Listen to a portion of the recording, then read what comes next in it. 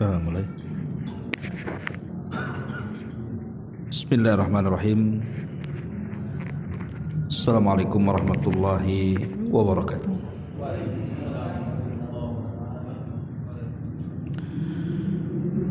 Alhamdulillah wassalatu wassalamu ala Rasulillah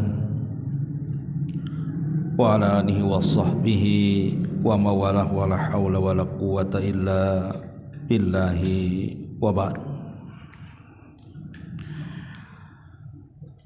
Alhamdulillah, segala puja dan puji hanya milik Allah subhanahu wa ta'ala. Salawat dan juga salam kita hadiahkan kepada Rasul kita Nabi besar Muhammad sallallahu alaihi wa ala alihi wasallam.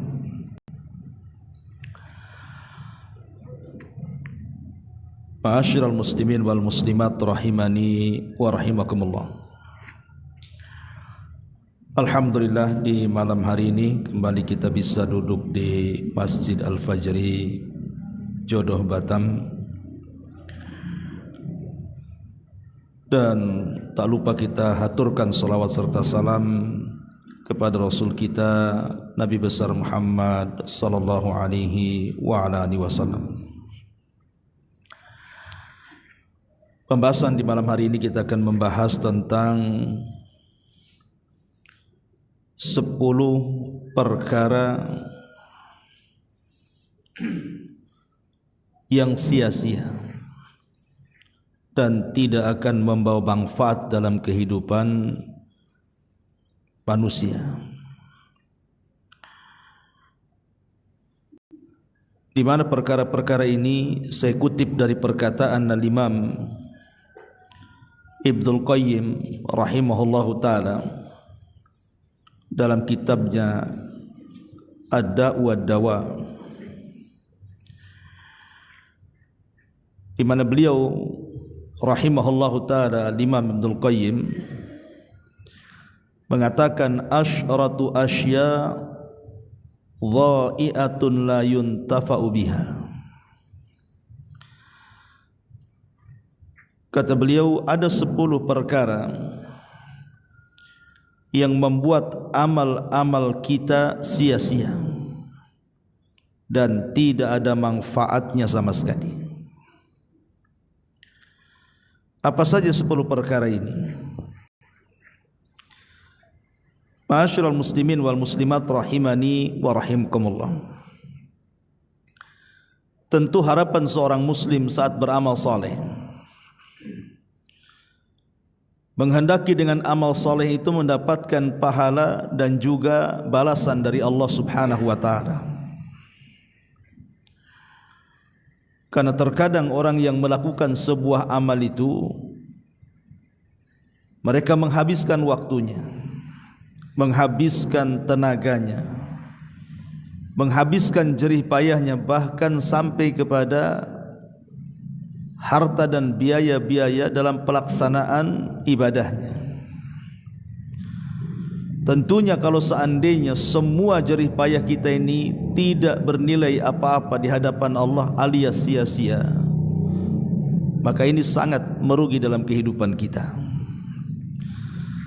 Makanya perhatikan 10 perkara yang disebutkan oleh Imam Ibnul Qayyim rahimahullahu ta'ala di sini. Yang pertama kata beliau, ilmun la yu'malu bihi, ilmu yang tidak diamalkan. Kemudian yang kedua, wa amalun la ikhlasa fihi wala iktida. Amalan yang tidak ikhlas dan tidak ada keteladanan. Yang ketiga, wa malun la yunfaq minhu fala yastamti' bihi jami'atun fid dunya wa la yuqaddimuhu amamahu ilal akhirah. Harta yang tidak diinfakkan, tidak memberi kebahagiaan di dunia dan tidak mempersembahkannya juga untuk kebaikan akhiratnya. Kemudian yang keempat, wa qalbun farighun min mahabbatillahi azza wa jal wasyauqu ilaihi wal unsu bihi. Hati yang kosong dari kecintaan kepada Allah subhanahu wa ta'ala, kerinduan kepada Allah subhanahu wa ta'ala, dan berusaha dekat dengan Allah subhanahu wa ta'ala. Kemudian yang kelima, wa badanun mu'attalun min ta'atihi wa khidmatihi. Badan yang menganggur, tidak digunakan untuk ketaatan kepada Allah subhanahu wa ta'ala. Kemudian yang keenam, wa mahabbatun la tataqayyad biridha'il mahbub wa imtithalu awamiri. Cinta yang tidak terikat dengan ridha kekasihnya dan tidak pula menunaikan perintah-perintahnya. Kemudian yang nomor 7, wa waqtun mu'attalun an istidrakin faritin au ightinami birrin wa qurbatin. Atau yang nomor 7, waktu yang tidak digunakan meraih kesempatan berbuat baik dan berusaha mendekatkan diri kepada Allah subhanahu wa ta'ala.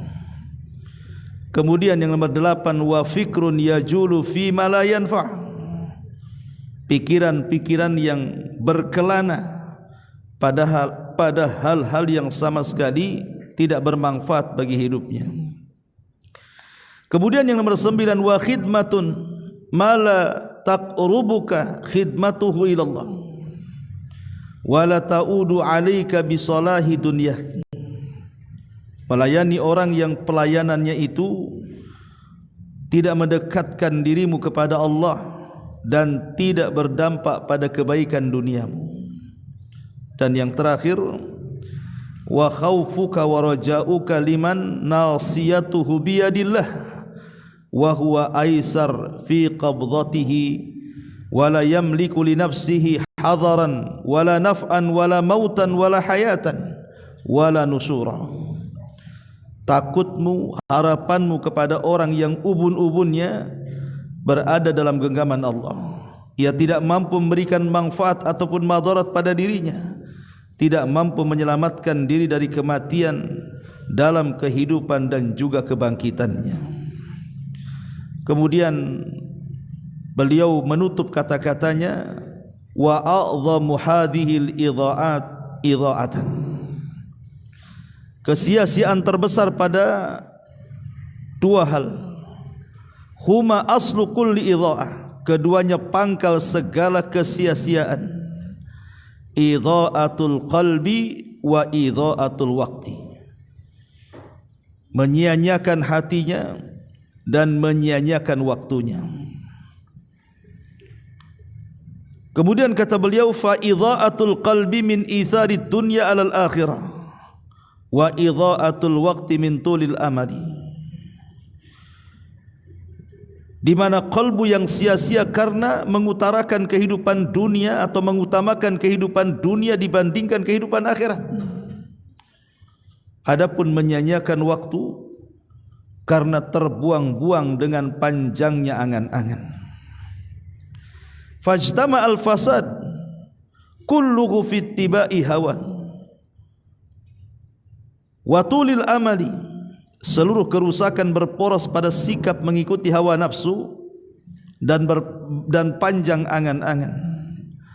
Wasalahu kulluhu fi ittiba'il huda wal isti'dad li liqa'illahi azza wajalla. Adapun seluruh kebaikan berpangkal pada mengikuti petunjuk Nabi SAW dan mempersiapkan diri menghadap Allah setelah kematian.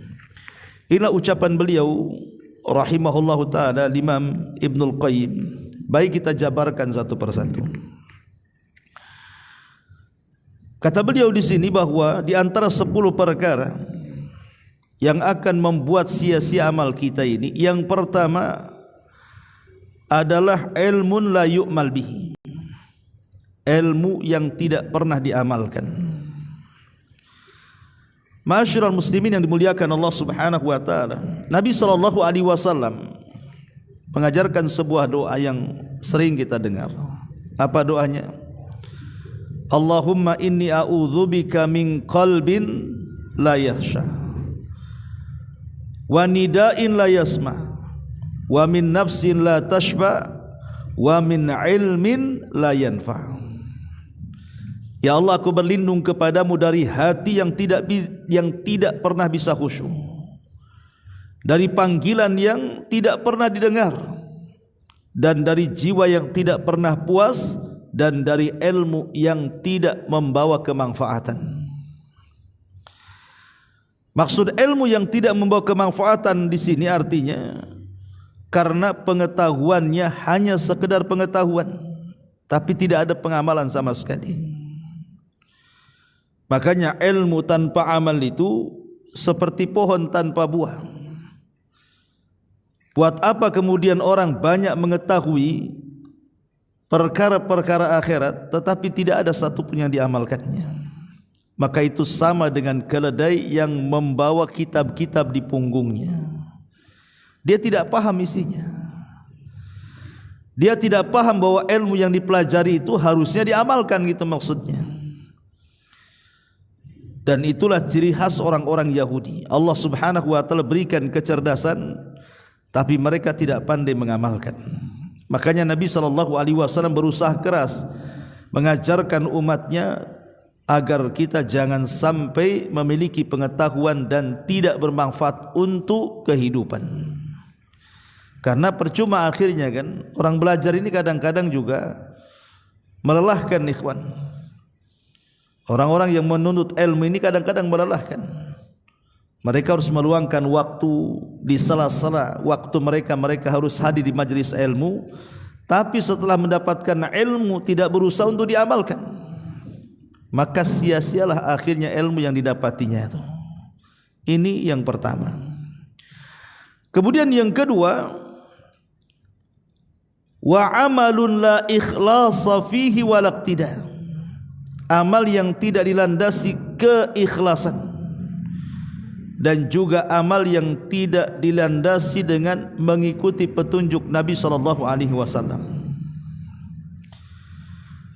Lihat sebuah hadis ketika Nabi SAW bercerita tentang manusia yang pertama kali disentuh api neraka. Mereka orang-orang yang pertama kali disentuh api neraka itu bukan para penjahat, bukan para pembunuh, bukan orang-orang zalim, tidak. Mereka adalah orang-orang spesial yang zahirnya melakukan amal-amal besar, tapi amal-amal itu justru memasukkan mereka ke dalam neraka. Kenapa? Karena tidak ada keikhlasan di dalamnya. Kata Nabi SAW, inna awwalan nas yuqda yawmal qiyamati alaihi rajulun ustushhida. Sesungguhnya manusia pertama kali dihisab, dihadapkan di pengadilan Allah pada hari kiamat adalah seorang laki-laki yang mati syahid. Orang mati syahid ini enggak sembarang, ikhwan. Karena peperangan itu kan sesuatu yang manusia membenci untuk melakukannya. Allah mengatakan kutiba alaikumul qital wa huwa kurhul lakum, diwajibkan atas kalian berperang padahal itu sesuatu yang kita benci. Karena tidak semua orang ingin mati masalahnya. Dan tidak semua orang punya keberanian untuk mati. Dan itu kita bisa saksikan. Jangan lagi Orang yang biasa perang ya, kita yang tidak biasa perang, mendengar mercon saja sudah ketakutan. Apalagi betul-betul kemudian dihadapkan dengan peperangan yang sesungguhnya, apalagi seperti di zaman dulu berhadap-hadapan pedang dengan pedang kan, nampak keberaniannya. Jadi ada orang yang mati ustushhida, dia mati syahid, fa'utiya bihi fa'arrafahu ni'amahu fa'arrafaha, maka dia dihadapkan di hadapan Allah, kemudian digambarkan di hadapan dia tentang amalan dia di dunia dan dia menyaksikannya. Kemudian Allah Subhanahu wa taala berfirman, "Fama amilta fiha ya fulan?" Apa yang kau lakukan di situ wahai fulan? Qala, dia mengatakan, "Qataltu fika hatta ustushhidtu ya Rabb." Aku berperang karenamu sampai aku mati syahid karenamu juga. Maka Allah Subhanahu wa taala mengatakan, "Kadzabta ya fulan," engkau dusta wahai fulan, "walakinnaka qatalta li an yuqala jari faqad qil." Kata Allah Subhanahu wa taala, engkau berperang itu bukan untuk dikatakan lillah, tetapi engkau berperang untuk manusia mengatakan kau seorang pahlawan, kau seorang mujahid, dan itu dikenal akhlakmu seperti itu. Akhirnya kemudian thumma umira bihi fasuhiba ala wajhihi thumma ulqiya finnar. Maka Allah pun kemudian mengatakan kepada para malaikat, seret orang ini, masukkan dia ke dalam neraka. Lihat, jadi orang ini mati kemudian dimasukkan ke dalam neraka bukan karena kezaliman. Ingat, bukan karena mencuri, bukan karena membunuh, bukan karena berdusta, ghibah, namimah atau apalah nama dosanya. Orang ini masuk neraka karena mati syahid, mati dalam peperangan melawan musuh. Kenapa orang mati syahid kemudian dimasukkan ke dalam neraka? Bukan syahidnya, tetapi niat dia berperang, itulah masalahnya. Dia niat tidak karena Allah, itu masalahnya, tapi supaya manusia mengatakan dia pahlawan itu. Makanya Allah Subhanahu wa taala tidak terima, sia-sialah jihadnya.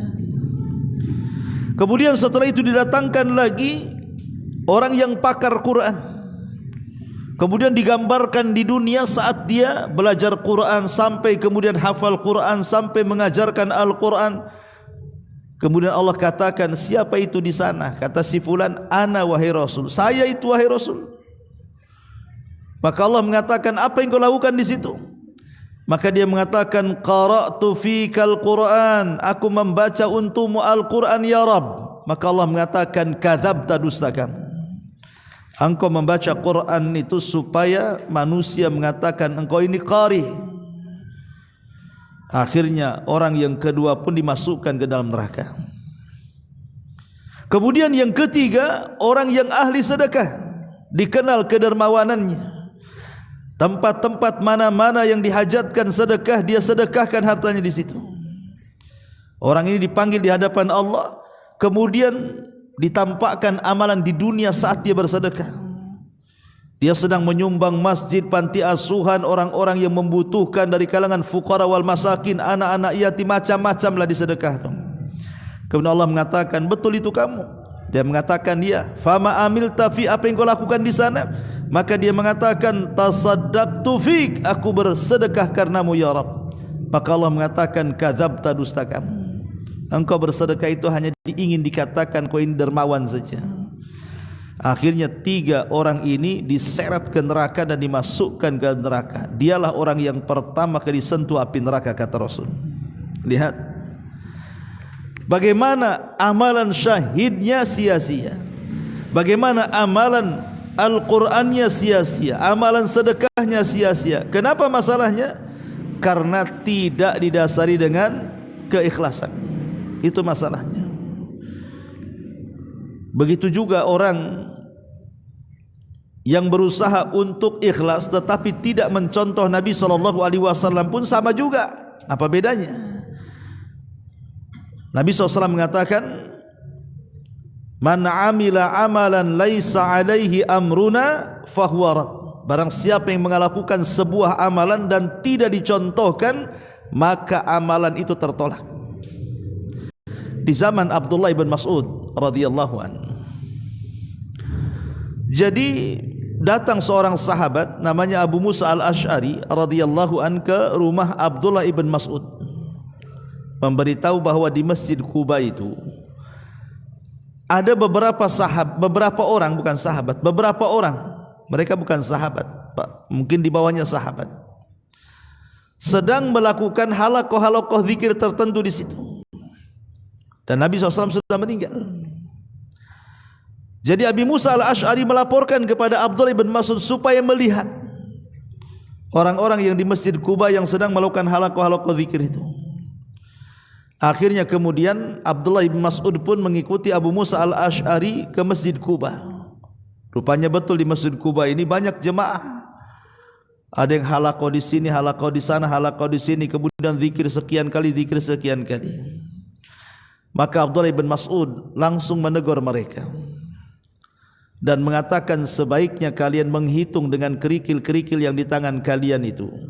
Kesalahan-kesalahan kalian, ku jamin kebaikan kalian tidak akan hilang. Kemudian orang-orang ini mengeles dan mengatakan, ya Aba Abdillah, wahai Aba Abdillah, ma aradna illal khair, apa yang kami lakukan ini kami tidak menghendaki kecuali kebaikan loh. Artinya ikhlas mereka melakukannya. Tetapi Abdullah bin Mas'ud radhiyallahu anhu mengatakan, kam min muridin lil khairi lan yusiba, berapa banyak orang yang menghendaki kebaikan rupanya tidak diganjar oleh Allah. Artinya mengharap kebaikan saja tidak cukup kalau amalannya tidak sesuai dengan sunnah Nabi SAW.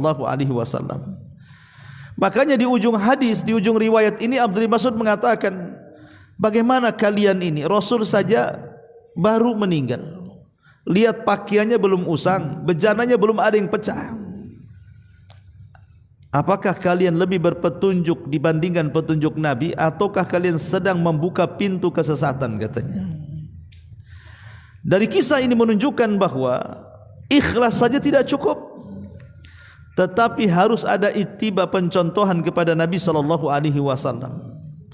Makanya ulama sepakat ketika bicara tentang syarat qabulul amal, amal itu, syarat qabulul amal itu, amal diterima tidaknya itu karena dua perkara. Pertama harus ada keikhlasan, yang kedua harus ada ittiba, pencontohan kepada Nabi SAW, baru amalan itu diterima Allah Subhanahu wa ta'ala. Kalau tidak, tertolak, sia-sia akhirnya amalannya. Ini yang kedua. Kemudian yang ketiga, wa malun la yunfiqu minhu, harta yang tidak, atau la yunfaqu minhu, tidak diinfakkan. Fala yastamti' bihi jami'atun, fala yastamti' bihi jami'atun fid dunya wa la yuqaddimuhu amamahu ilal akhirah. Harta yang tidak pernah diinfakkan, di mana tidak memberikan kebahagiaan pada pemilik harta di dunia, bahkan tidak juga bermanfaat untuk akhiratnya. Jadi ada orang-orang itu, ikhwan, hartanya banyak, tetapi hanya disimpan di ATM saja, terkadang miliaran, triliunan, ya hanya di ATM itu saja. Lalu buat apa coba?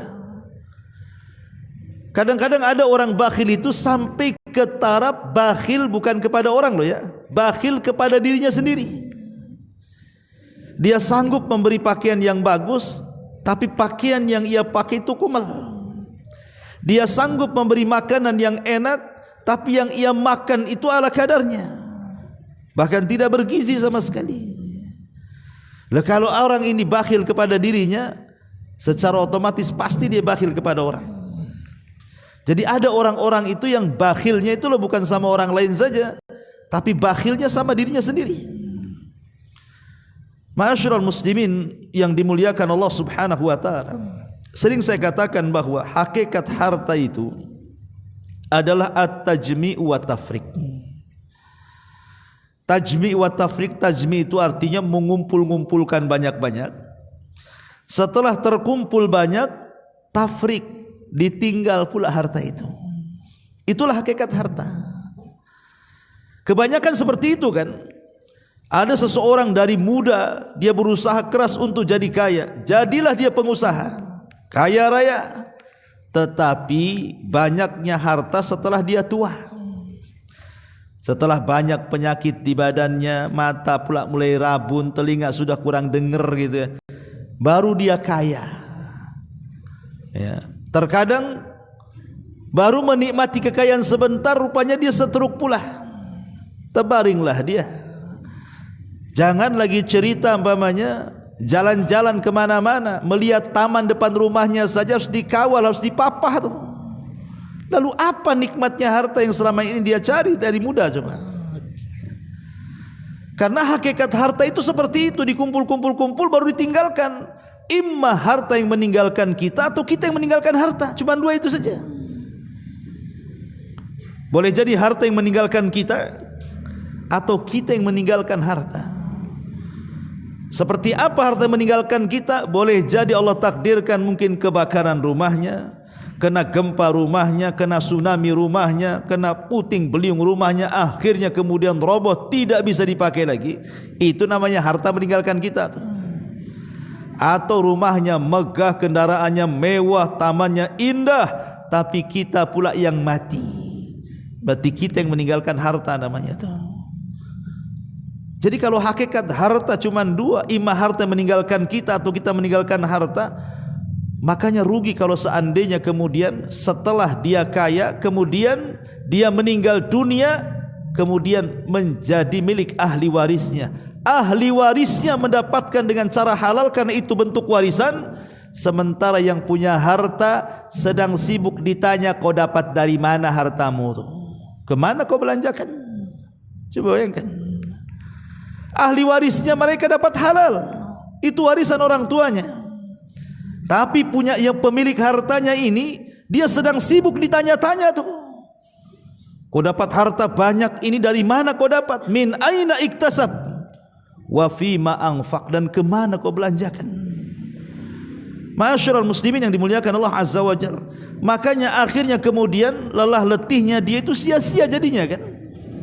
Harusnya kata Nabi SAW, maluka ma akalta fa afnaita wa ma labista fa ablaita wa ma tasaddaqta fa abqaita. Hartamu yang kau pakai usang, yang kau makan habis, yang kau sedekahkan itulah yang kau bawa mati. Makanya orang yang meninggal dunia, pertama kali yang meninggalkan dia apa? Hartanya dulu. Semata-mata ruh dicabut dari kita ini, yang pertama kali meninggalkan kita harta kita dulu. Baru setelah itu keluarga kita. Keluarga kita ini hanya ngantar itu sejenak saja ke kuburan itu. Kalau sudah dikubur, sudah dipendam tanah, enggak akan lama dia akan pergi pulang tuh. Artinya yang pertama meninggalkan orang yang meninggal itu adalah hartanya dulu. Hartanya itulah yang kemudian jadi rebutan ahli warisnya. Na'udzubillah tsumma na'udzubillah. Ma'asyiral muslimin yang dimuliakan Allah Azza wa Jalla, ini yang kedua. Amalan yang sia-sia adalah harta yang tidak pernah diinfakkan, sehingga tidak membahagiakan dia di dunia, apalagi membahagiakan dia di akhirat. Kemudian yang keempat, amalan yang sia-sia adalah qalbun farighun min mahabbatillahi azza wa jal wasyauq ilaihi wal unsubi. Hati yang kosong dari cinta kepada Allah, tidak ada kerinduan kepada Allah, tidak ada mendekatkan diri kepada Allah subhanahu wa ta'ala. Ma'asyiral muslimin yang dimuliakan Allah subhanahu wa ta'ala, ada sebagian manusia yang dalam kehidupan dunia ini cara berfikirnya hanya dunia dan dunia saja. Hatinya hampa dan kosong karena tidak pernah dekat dengan Allah subhanahu wa ta'ala. Sehingga ketika kemudian dia ingin mencari kebahagiaan, terkadang karena tidak tahu jalannya, Akhirnya dia berfikir yang tidak-tidak kan. Dia berfikir bahwa kalau banyak uangnya pasti bahagia. Setelah banyak uangnya tak bahagia juga. Banyak orang yang bunuh diri gara-gara kekayaannya. Akhirnya berfikir bahwa bahagia itu kalau bisa berjalan ke sana kemari, ke tempat-tempat indah dan rekreasi. Dia pun berjalan ke sana kemari, tidak juga kunjung mendapatkan kebahagiaan. Katanya kebahagiaan itu ada di pangkat jabatan kepemimpinan. Dia kejar itu semuanya. Sudah dapat, tak ada pun kebahagiaan di situ. Lalu kebahagiaan itu ada di mana? Maka para ulama mengatakan as-sa'adatu fi qalbi, bahwa kebahagiaan itu ada dalam hati sebenarnya. Dan itu hanya ada pada kecintaan kita kepada Allah Subhanahu wa taala. Semakin dekat dengan Allah, maka semakin dekatlah kebahagiaan itu kepada kita. Makanya Syekh Muhammad Ibn Abdul Wahhab di muqaddimah kitabnya Qawaidul Arba' itu, apa kata beliau? Beliau mengatakan bahwa di antara alamat-alamat kebahagiaan adalah apabila manusia ditimpa musibah dia bisa bersabar. Apabila manusia diberikan nikmat dia bersyukur. Apabila manusia melakukan dosa lekas dia istighfar. Kemudian kata Syekh, tiga perkara ini adalah unwanus sa'adah. Itulah kunci kebahagiaan manusia. Pertama, apabila ditimpa musibah dia bersabar. Dia yakin ini datang dari Allah Subhanahu wa taala, hatinya terpaut dengan Allah. Enggak mungkin Allah itu memberikan musibah kecuali dengan sesuatu yang sanggup kita hadapi. Yang kedua, dan tidak mungkin juga Allah memberikan musibah kecuali kalau kita beriman itu tanda sayangnya Allah sedang menguji kita, sehingga dia bersabar ya. Kalau diberikan nikmat dia bersyukur. La in syakartum la azidannakum wa la in kafartum inna adzabi lasyadid. Dan kalau dia melakukan dosa cepat istighfar. Itulah hati yang dipenuhi dengan zikrullah azza wajalla. Maka kalau seandainya hati ini kosong ikhwatu fiddin dari Allah Subhanahu wa taala atau kecintaan kita kepada Allah azza wajalla, sia-sialah amal kita. Lalu bagaimana caranya supaya hati ini dipenuhi dengan kecintaan kepada Allah Subhanahu wa taala? Kata Imam Ibnul Qayyim, pertama, perbanyak Al-Qur'an, perbanyak membaca Al-Qur'an. Yang kedua, perbanyak melakukan salat-salat sunnah. Kemudian yang ketiga, perbanyak lisannya mengucapkan zikrullah. Kemudian yang keempat, perbanyak tafakur dengan nama-nama dan sifat-sifat Allah Azza wa Jalla. Kemudian yang kelima, cobalah berkhalwat dengan Allah Subhanahu wa taala di sepertiga malam akhir, supaya kita merasakan lezatnya ibadah kepada Allah Azza wa Jalla.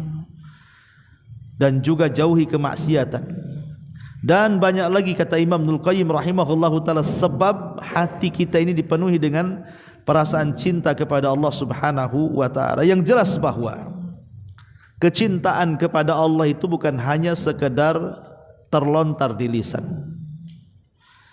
Sebab cinta itu kalau hanya terlontar di lisan tapi tidak ada dalam hati yang paling dalam, maka percuma kecintaan itu.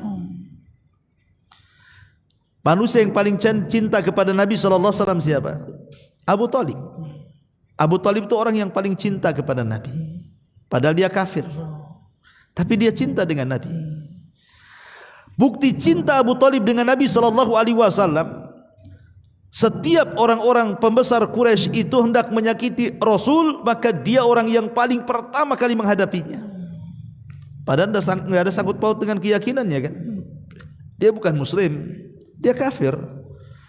Tapi yang melandasi Abu Thalib membela Rasul itu karena kecintaan sebatas keluarga. Karena Rasul itu anak daripada saudaranya Abdullah, keponakan, ya kan. Makanya Abu Thalib sangat sayang dengan keponakannya, hanya sebatas keluarga. Sehingga perasaan cinta Abu Thalib Apakah manfaat kecintaan Abu Talib kepada Nabi SAW? Tidak. Tetap Abu Talib masuk neraka. Kenapa? Karena pengungkapan cinta saja tidak cukup. Harus ada pengikutan di sini.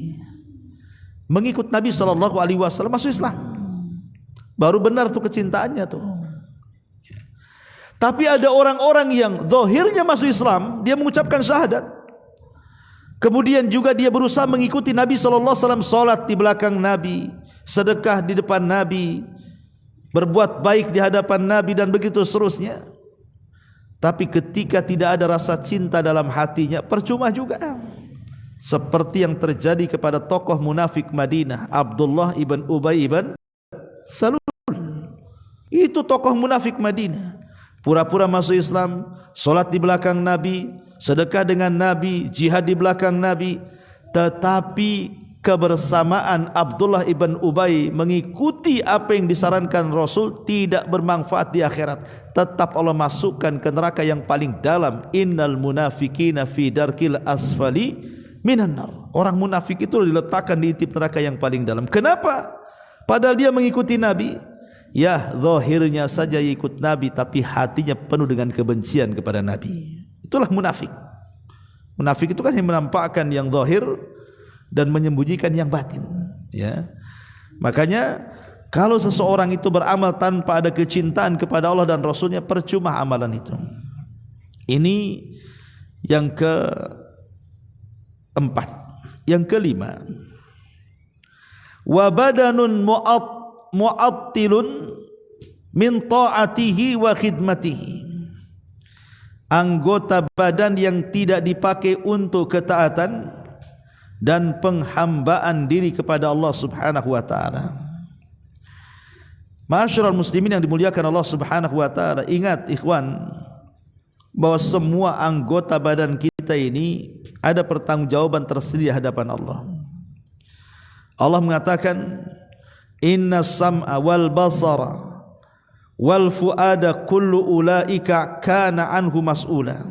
Sesungguhnya pandangan kalian, pendengaran kalian, hati kalian, semua akan dipertanggungjawabkan di hadapan Allah Subhanahu wa taala.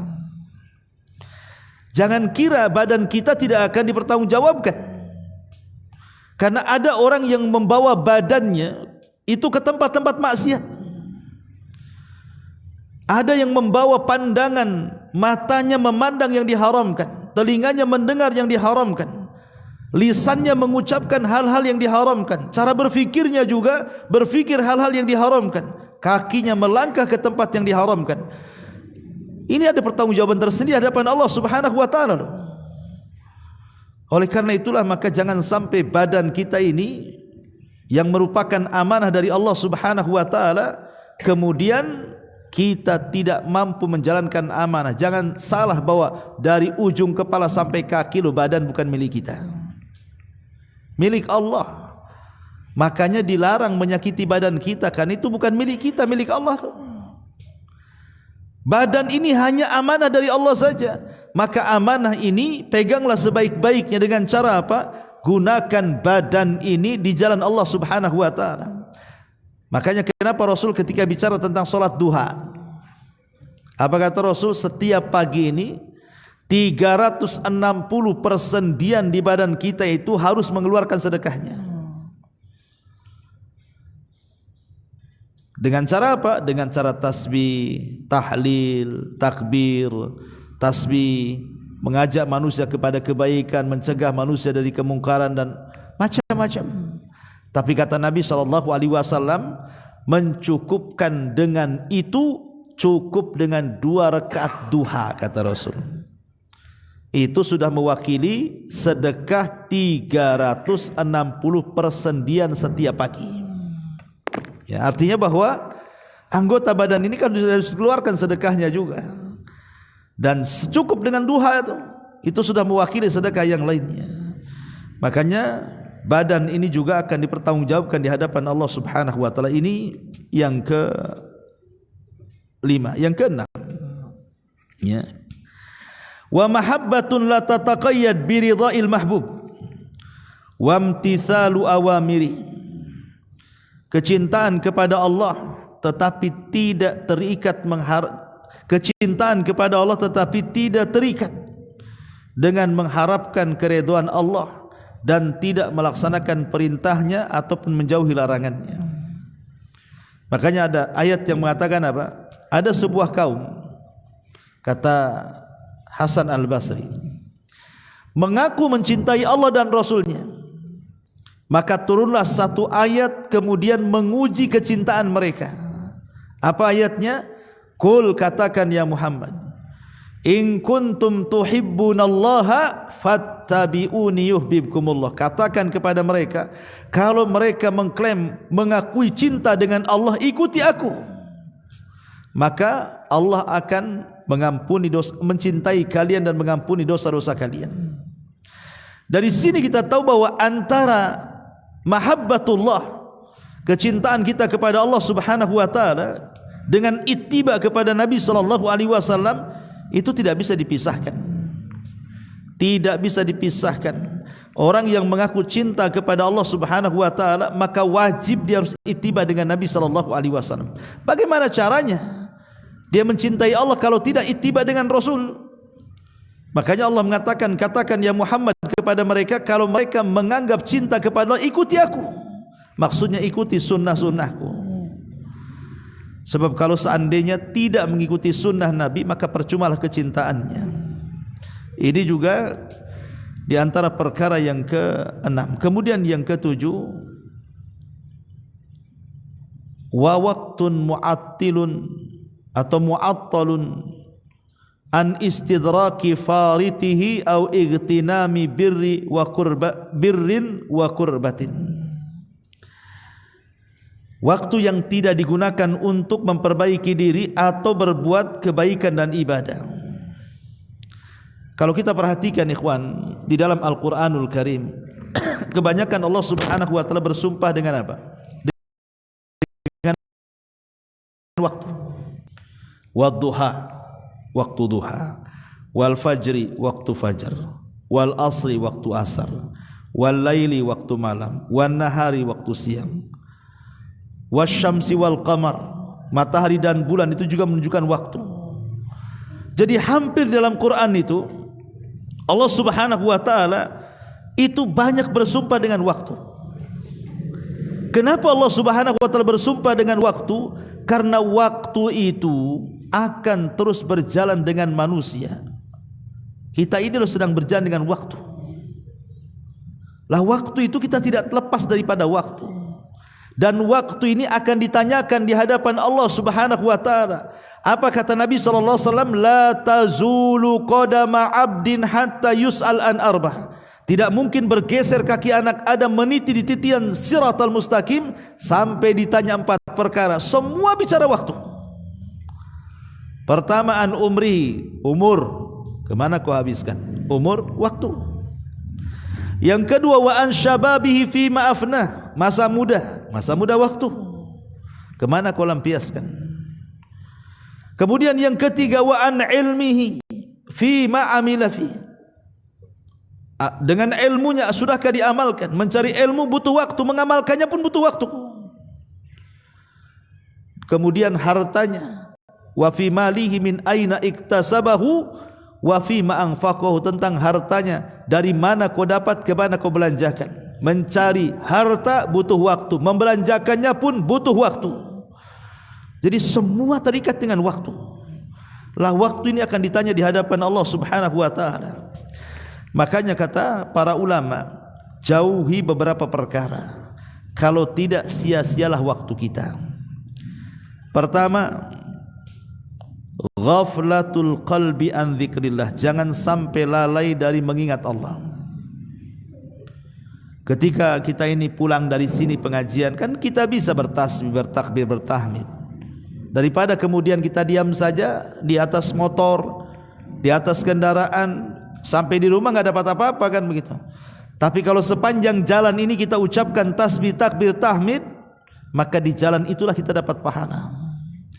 Yang kedua, al-inshtighalu bin nas, sibuk ngurus orang. Ada orang sibuk ngurus manusia kan. dengan membicarakan manusia, memfitnah manusia, menyebarkan hoax manusia. Terkadang kita loh tidak ada kepentingan di situ, kok bela-bela orang itu.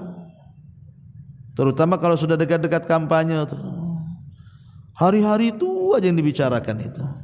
Lah kalau dia kalah emang apa ruginya, kalau dia menang apa untungnya? Kadang-kadang tidak ada untung, tidak ada rugi sebenarnya.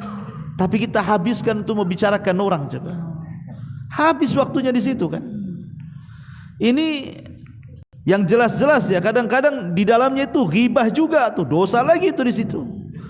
Sudah membuang-buang waktu, berbuat dosa lagi di situ, naudzubillah.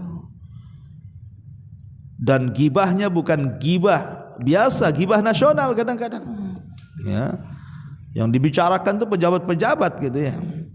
Kemudian juga yang menghabiskan waktu itu korona usu. Ya, kawan-kawan yang buruk, kawan-kawan yang jelek ini akhirnya habis waktu kita di situ. Itu maksiat. Kemudian juga yang menghabiskan waktu kasratun naum, banyak tidur. Nah, ini juga tidur enggak terasa kan? Tahu-tahu tidur pagi, bangun sore, habislah waktu itu. Apa manfaatnya coba? Ya. Termasuk juga al-istima bil ikhwan ala mu'anasati tab'i min asbab dia'il waktu. Atau mungkin tidak melakukan dosa. Kawan yang kita kawani itu ya bukan orang jahat, ya orang baik. Tapi akhirnya kemudian banyak ngobrol sana sini, duduk di warung sana sini, akhirnya waktu begitu cepat, habislah kehidupan dia hanya untuk itu saja. Lah ini semua ini menyanyiakan waktu. Loh, usia kita enggak panjang. Berapa loh usia kita ini?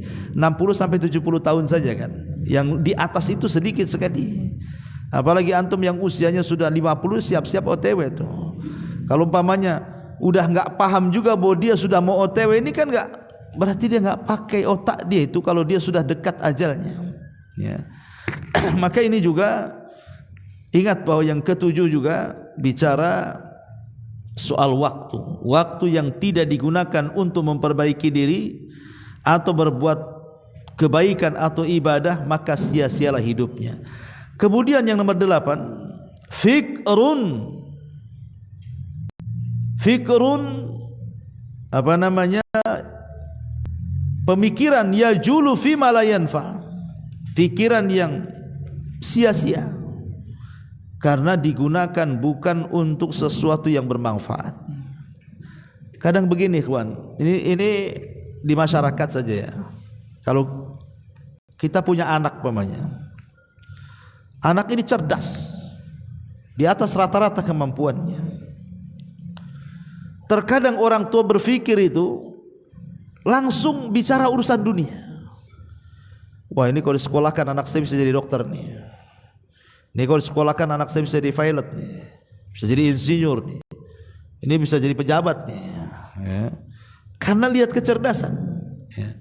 Dan sedikit sekali orang tua berpikir nih, ini anak saya kalau pesantren cerdas nih bisa jadi kiai nih. Sedikit yang ngomong gitu. Jadi orang berpikir itu masalah dunia dulu. Ya. Itu kebanyakan di masyarakat tuh, kalau dia melihat potensi anaknya cerdas, pasti bicaranya masalah dunia. Ini kalau disekolahkan jadi nih. Jadi apa? Kan itu. Coba berpikirnya gantilah. Berpikirnya ini anak cerdas, ini bagus juga dimasukkan ke pesantren yang mudah-mudahan cepat hafal Quran, kan gitu. Ini enggak, ya. Sudah dunia dulu, akhirat itu belakangan tuh. Jadi ke pesantren ini kalau sudah nakal baru dimasukkan ke pesantren. Nah biasanya kalau sudah nakal, akhirnya semua orang berpikiran seperti itu. Si anu anaknya nakal masuk pesantren, si anu anaknya nakal masuk pesantren. Ketemulah si nakal dengan si nakal, buat geng di pesantrennya. Akhirnya ngerusak pesantren kan. Ya. Ini kayaknya agak idiot anak yang bungsu ini, masukkan ke pesantren aja lah. Ini kadang-kadang coba yang bodoh-bodoh pula dimasukkan ke pesantren. Lah ini cara berpikir yang salah. Kata Imam Ibnul Qayyim rahimahullahu taala, kasihan loh, anak ini punya potensi kecerdasan tapi diarahkan ke dunia. Habis waktunya untuk situ jadi akhirnya kan. Habis dia waktunya untuk sekolah, menghabiskan dunia sampai dia dewasa. Lalu manfaat kehidupan akhiratnya apa untuk orang tuanya dan untuk dia sendiri kan? Ya, makanya di sini harus paham bahwa di antara hal yang menyia-nyiakan amal itu adalah pikiran yang digunakan pada sesuatu tidak ada manfaatnya. Ma'asyiral muslimin wal muslimat rahimani wa rahimakumullah. Kemudian yang nomor 9 di sini, khidmatu man la yaqrabuka khidmatuhu ilallah wa la ta'udu 'alaika bisalahi dunyah. Melayani seseorang tetapi pelayananmu terhadapnya tidak mendekatkan dirimu kepada Allah Subhanahu wa taala. Begini maksudnya. Dalam dunia pekerjaan, kebanyakan orang bekerja itu kan melayani orang. Coba lihat orang-orang yang kerja di PT itu, berapa ribu kan, sedang melayani siapa? Sedang melayani yang pemilik perusahaan, ownernya. Buruh bahasa kitanya kan. Artinya bahwa ada orang-orang itu yang selama hidup di dunia menjadi buruh, bekerja kepada orang, tetapi pekerjaannya itu sama sekali tidak bernilai ibadah dan tidak mendekatkan diri kepada Allah. Sudah susah dengan gaji yang kecil di dunia, di akhirat pula belum tentu dapat pahala. Maka dari sini seorang muslim haruslah menjadikan setiap pekerjaan apapun bernilai ibadah. Bagaimana caranya? Pertama, niatkan keluar rumah itu memang untuk beribadah. Innamal a'malu binniyat. Amal itu tentukan niatnya. Yang kedua, ketika bekerja, bekerjalah dengan cara yang baik. Jangan korupsi waktu. Kalau sudah ditentukan jam sekian masuk, jam sekian istirahat, jam sekian pulang, ikuti aturan. Itu namanya amanah dengan waktu. Kadang-kadang kita ini kerjaan, kadang-kadang korupsi waktu, giliran gajian kurang sedikit protesnya, naudzubillah. Ini kurang 100 ini. Lah kau 1 jam tidur nggak ada tuh yang dikomplain. Jadi kadang-kadang itu kita pandai menuntut tapi tidak bisa memberikan hak. Ya. Maka ini bukan benar ibadah. Ya. Kemudian yang ketiga, jangan tinggalkan kewajiban. Datang waktu zuhur sholat, datang asar sholat, datang maghrib sholat. Kadang orang saking sibuknya bekerja malah lupa zuhur, asar, maghrib, isya, subuh dengan berbagai macam alasan. Lalu untuk apa anda bekerja kalau begitu? Kalau meninggalkan sholat untuk apa kerjanya? Walaupun 1 gepok uang anda kalau enggak sholat itu percuma, enggak ada nilainya sama sekali. Ya. Kemudian juga ingat bahwa anda sedang mencari rezeki untuk keluarga, maka carilah yang halal. Jangan cari yang haram. Kalau di situ ada yang haram, pergi. Negeri Allah itu luas. Cari yang betul-betul halal. Makanya Nabi SAW satu hari ada seseorang yang lewat di hadapannya. Orangnya badannya sterek, rajin, semangat.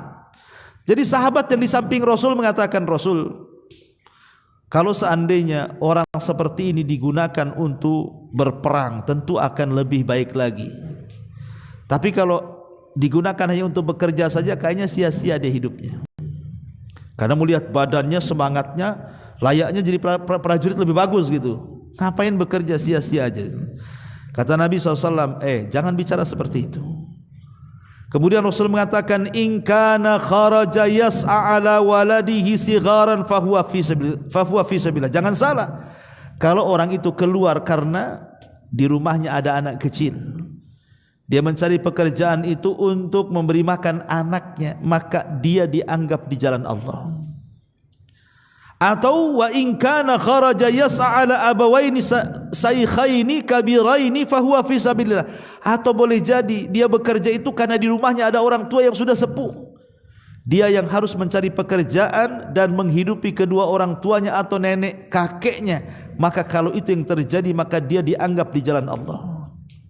Atau kata Rasul, wa in kana kharaja yas'ala nafsihi ya ufuha fahuwa fi sabilillah. Atau boleh jadi dia bekerja itu karena dia tidak mau minta-minta, dia tidak mau jadi pengemis, makanya dia bekerja. Maka dengan bekerja itu dia sedang di jalan Allah. Artinya kalau kita pandai mengolah, ikhwatu fillah muliakan Allah azza wajal, pekerjaan yang asalnya mubah itu bisa bernilai ibadah sebenarnya. Kalau tidak ya sia-sia kerjanya, yang enggak dapat apa-apa jadinya kan. Maka pandai-pandailah mengolah pekerjaan yang tadinya mubah menjadi sebuah ibadah. Kemudian yang terakhir, kata Imam Ibnul Qayyim rahimahullahu taala, beliau mengatakan khaufuka wa raja'uka liman nasiyatuhu biyadillah wa huwa